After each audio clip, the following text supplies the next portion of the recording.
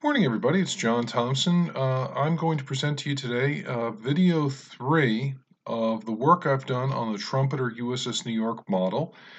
Uh, as you can see, it's going to be a lot different. There's some progress that I've made, and I will talk about some of the harder parts in a second here. I'm going to grab the model.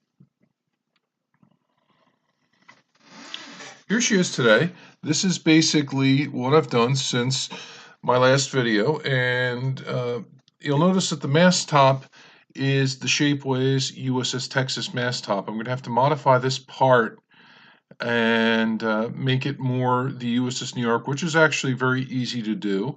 So that'll be something to do, as well as the aft mast top, which goes in this area here. That's going to have to be modified. Now, the other thing I've done, I've done the first two main 14-inch guns. And when I built this superstructure, I'm going to tell you it was a nightmare getting it to go together. The pieces didn't want to align. This forward post that you see resting on top of the conning tower, that was a pain because the parts didn't want to line up. So what I did was I did some surgery, cut one of the superstructure pieces, removed some material to see if I can get the proper clearance. And then, of course, naturally, when I added the photo etch, I found out I didn't have to do that. So I made a patch out of paper and painted it, and you can't tell that I did any removal of material. So that was definitely a good thing there. I did have to flare the holes slightly on the deck pieces to get everything to get to the right tolerances.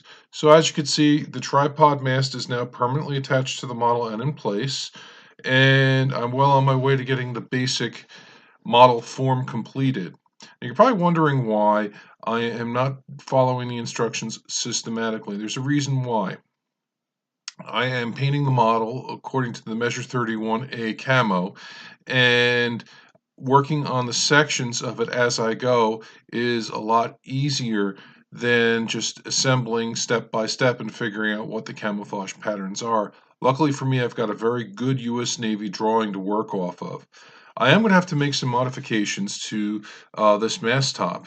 Again, this is a Shapeways mast top. This is not the stock mast top that came with the kit, and I'm going to have to chop off this piece in the back here. This bracket has to come off, and I'm going to have to change the top very slightly. These are very slight, easy modifications I'm going to have to work on in order to convert the ship. So that's basically it there. You'll see that the forward superstructure, in comparison to the Texas, the bridge is very different in appearance. It's a square windowed bridge as opposed to portholes, and the platform in front of the bridge itself is very different as well. There are a couple extra support pieces which go next to that support post. As you can see, they're vertical pieces.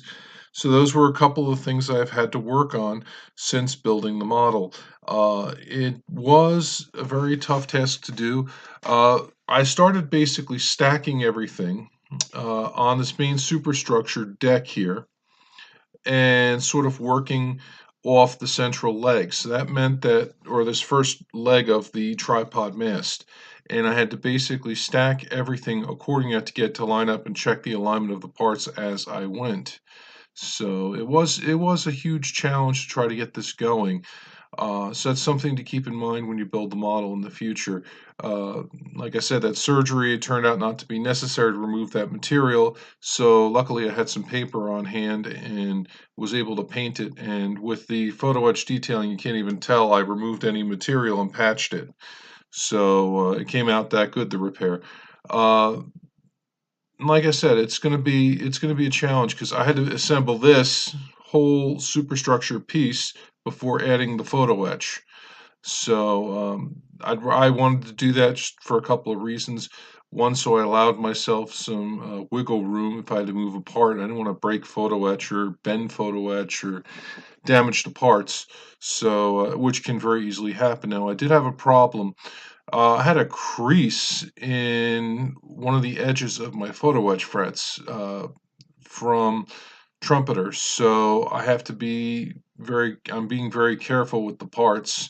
I know this is probably going to be true when I wind up putting on the yard arm, because that's an extremely delicate assembly, but I don't think I have to worry about the mast top falling off like I did on the Texas. This is actually a much more secure mast top. This mast top actually, I have the holes, I had to flare them a little bit to get it to fit. And the nice part about the flaring of the holes is you actually have a little bit of distance uh, in the mast top itself, usually maybe about a 16th of an inch or so. I give myself. This is good for one, for attachment reasons. It's not going to fall off once you secure it with the glue, and it's better than the stock trumpeter part, which basically bonds just below the surface. So if you don't have a good bond, it'll fall right off, which was a problem I had when I built the Texas, a frequent problem I had. So now that I've got the basic superstructure done, I can now work on building the rest of the battleship. When I built the Texas, this aft tripod was not actually a difficult part. That was actually the easier of the two tripods to build. So this is going to definitely work to my advantage. I did have one other thing I wanted to talk about. That's the propellers here. I had to relocate the propellers on the model because I had them on the wrong side. Now, granted, these are two propellers, a left and right hand propeller. Um, I made it match my USS Texas model, and that basically was what I had to do. So I basically put the propellers on to match that with the correct pitch and all that. So this way, at least I'd be consistent there with the model. As a whole, the kit is not bad. Like I said, the photo etch is different slightly. The Texas, again, has a different superstructure styling. I'm noticing it doesn't seem to have as much of the railings and the stairs that the Texas has going off of it. So that definitely, it's a simpler superstructure to do. I'm noticing also that absent on the top of the main gun turrets are the 20 millimeter anti-aircraft mounts that you would find on Texas. So that's another thing that changed. And like I said, everything went together well. Otherwise, it's that forward superstructure that you have to watch out for, and you have to fool around with the alignments and in the assembly process. But like I said, it's turning out to be a very nice model, and I'm not disappointed with it so far. So this will conclude my third video on the New York, and hopefully I'll have more progress to show you in the next video.